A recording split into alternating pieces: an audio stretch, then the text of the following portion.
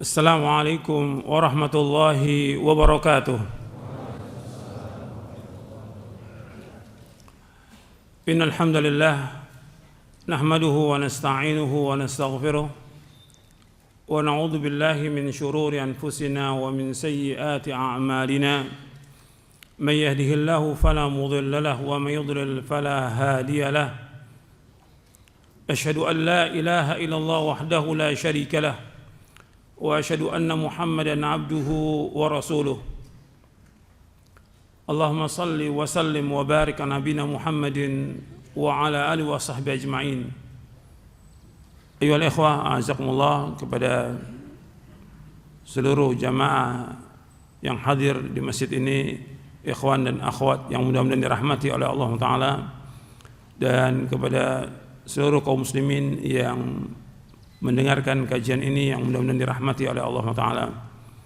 Alhamdulillah, kita bersyukur kepada Allah atas segala nikmat yang Allah karuniakan kepada kita, nikmat Islam, nikmat iman, nikmat sehat, nikmat afiat.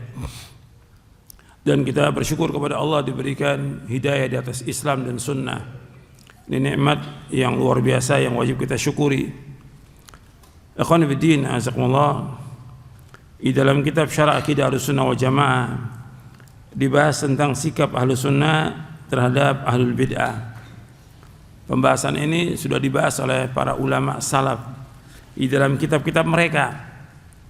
Artinya sikap kepada Ahlul Bid'ah itu memang sejak dulu sudah dibahas dan sudah dilakukan oleh para ulama salaf, bagaimana sikap mereka kepada Ahlul Bid'ah.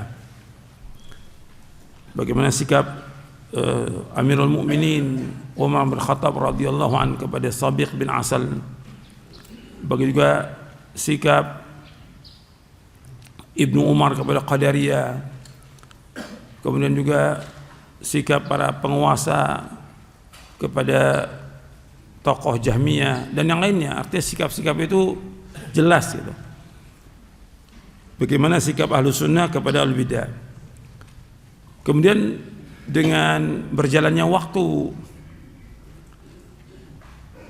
itu mulai berkurang orang punya sikap kepada Ahlul Bidah,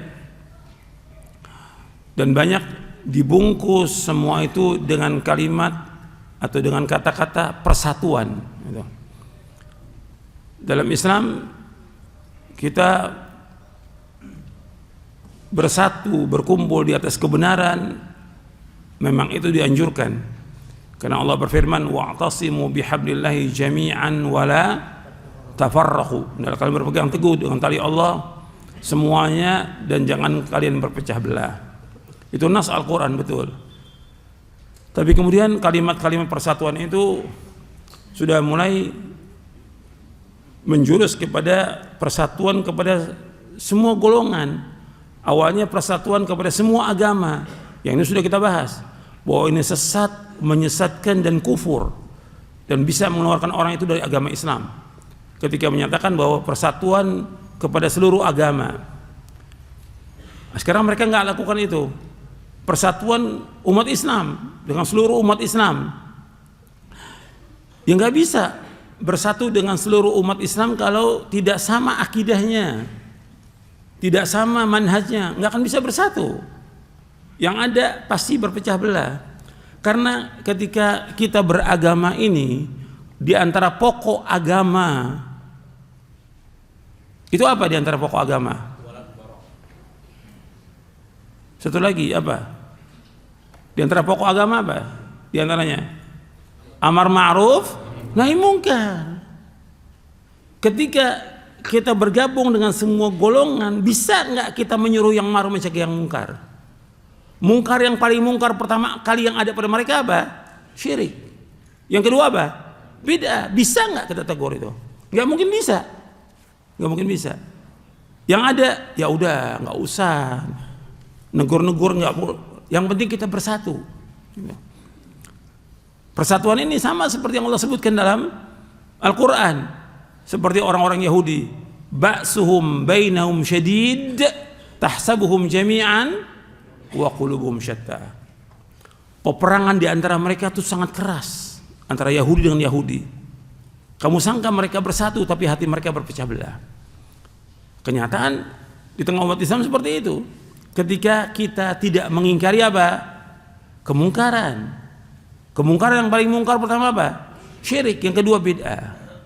Nggak mungkin bisa bersatu, nggak mungkin. Persatuan yang ada apabila satu akidah, satu manhaj, berjalan di atas jalan yang hak menuju kepada Allah Taala. Maka di antara ciri para sahabat radhiyallahu anhum ajma'in, Allah sebutkan dalam Al-Qur'an di dalam surah Ali Imran di ayat 110, kuntum khaira ummatin ukhrijat lin-nasi ta'muruna bil ma'ruf wa tanhauna 'anil munkar wa tu'minuna billah walau amana ahlul kitabi lakana khairan lahum minhumul mu'minuna wa aktsaruhumul fasiqun. Kalian, khitab ayat ini pertama kali kepada para sahabat radhiyallahu anhum ajma'in. Kalian adalah sebaik-baik umat yang ditampilkan di tengah-tengah manusia, menyuruh yang ma'ruf, mencegah yang mungkar. Kalau seandainya ahlul kitab itu beriman, lebih baik buat mereka. Di antara mereka yang beriman, di antara mereka yang tetap dalam kekafiran, dan kebanyakan mereka adalah orang-orang yang fasik. Jadi Allah sudah ingatkan bahwa di antara ciri sahabat yang sangat menonjol al-amru bil ma'ruf wa nahyi 'anil munkar. Sekarang kita mengatakan bahwa kembali kepada Quran wa sunnah ala fahmi salaf. Untuk berarti Quran wa sunnah ala fahmi salaf. Di antara ciri salaf yang menonjol apa? Al-amru bil ma'ruf wa nahyi 'anil munkar. Dan ini yang mulai hilang sekarang ini. Ini hilang. Di antara orang awam apalagi, di antara pelajar apalagi, di antara ustadz. Kalau di antara orang awam kadang nggak ngerti. Di antara pelajar belum kuat mereka, tapi di antara ustadz nggak bisa. Harus tegas. Hak katakan hak, batil katakan batil. Kalau memang itu benar kita katakan benar. Kalau sesat katakan sesat. Karena itulah bahasa Al-Quran yang Allah sebutkan. Bahasa dalam Al-Quran yang ada hitam dan putih, nggak ada abu-abu, nggak ada. Jelas. Ini nas Al-Quran. Hak katakan hak, batil katakan batil, sesat katakan sesat. Allah menyebutkan banyak dalam Al-Quran, mengatakan sesat banyak dalam Al-Quran Allah sebutkan. Jadi nggak bisa kita katakan batil, oh nggak apa-apa, nggak bisa. Bid'ah nggak bisa. Justru yang merusak agama ini adalah kesyirikan. Yang merusak agama ini adalah bid'ah. Ini yang merusak. Makanya sampai sekarang tambah rusak karena kita nggak punya sikap. Sekarang saya mau tanya, ahlul bid'ah punya sikap nggak kepada kita? Punya. Ahlul bid'ah punya sikap. Nggak mau dia ngaji sama kita, nggak mau. Dengarkan ceramah nggak mau. Panas bagi dia. Sebagian orang kafir panas ketika mendengarkan apa? Al-Quran. Allah sebutkan dalam Al-Quran. Nggak mau dia. Tapi kita nggak punya sikap kepada mereka. Tetap kita berbuat baik, tetap ada nas dalil berbuat baik. Tapi kita gabung dengan mereka, ikut acara mereka. Bahkan sekarang ada ustadz foto-foto sama ahlul bidah. Ada nggak? Ada. Ini nggak punya sikap. Sikap ini yang berbahaya buat dia, merusak iman dia, merusak akidah dia, merusak manhaj dia, dan merusak umat. Karena apa? Dia tontonkan depan manusia dengan media sosial ini. Sehingga apa? Orang semua, oh nggak apa-apa tuh ustadz seperti itu. Ini ustadz mencontohkan kejelekan kepada manusia. Lama-lama tadinya dia sunnah, jadi ustadz apa sekarang? Ustadz bid'ah nah sekarang ini. Ya pasti seperti itu. Kan kesesatan itu nggak sekaligus. Setan Allah sebutkan dalam Al-Quran ketika menyesatkan manusia sekaligus atau sedikit-sedikit. Sedikit-sedikit Allah sebutkan wala tattabi'u khutuwatis syaitan innahu lakum aduwwun. Jangan kalian mengikuti langkah-langkah setan. Jadi nggak sekaligus, khatwa, selangkah demi selangkah, sehingga kita ikut kepada mereka. Itu yang mereka kehendaki. Yang dikehendaki oleh ahlul bidah ini kita ikut mereka. Tapi mereka suruh ikut kita nggak mau. Kalau mereka duduk sama kita, wah ada punya tujuan. Ada apa nih? Mereka duduk sama kita. Mau cari apa dia? Mau cari masa? Mau cari uang? Mau cari apa? Ketika kita gabung dengan mereka juga sama. Mau cari apa? Gabung dengan ahlul bidah. Nah ini yang menyesatkan kaum muslimin dengan sebab itu. Jadi ketika dibahas oleh para ulama salaf tentang masalah ini berkaitan dengan masalah iman, berkaitan dengan masalah akidah, berkaitan dengan masalah manhaj. dan juga berkaitan dengan masalah kehidupan hati kita ini bisa akan hidup ketika kita jauh dari bid'ah. Kita akan bahagia. Tapi ketika orang itu gabung dengan bid'ah, itu dia berada dalam zulumat ba'duha fawqa ba'd. Dalam kegelapan semuanya. Kata Ibnu Qayyim, orang ahlul bid'ah itu ngomongnya sudah gelap. Kemudian mukanya gelap. Dia bersikap gelap. Semuanya gelap, hatinya gelap. Dan nanti dikubur dia mengalami kegelapan, di hari kiamat mengalami kegelapan, zulumat ba'duha fawqa ba'd. Itu ahlul bidah. Kalau mereka demikian, ya harus jauhkan. Sekarang saya mau tanya kepada antum. Ada orang pelaku maksiat. Dia minum khamr. Kita lihat dia minum khamr. Kita duduk bersama dia, kita temani, kita ngobrol, atau gimana sikap kita? Ini saya tanya kepada yang ngaji, yang pertama, yang kedua yang waras. Gimana sikap kita? Menjauhkan mestinya. Ini maksiat, bid'ah lebih jelek dari apa? Pada pekan yang lalu saya bawakan perkataan Imam Sufyan Ats-Tsauri di buku ini.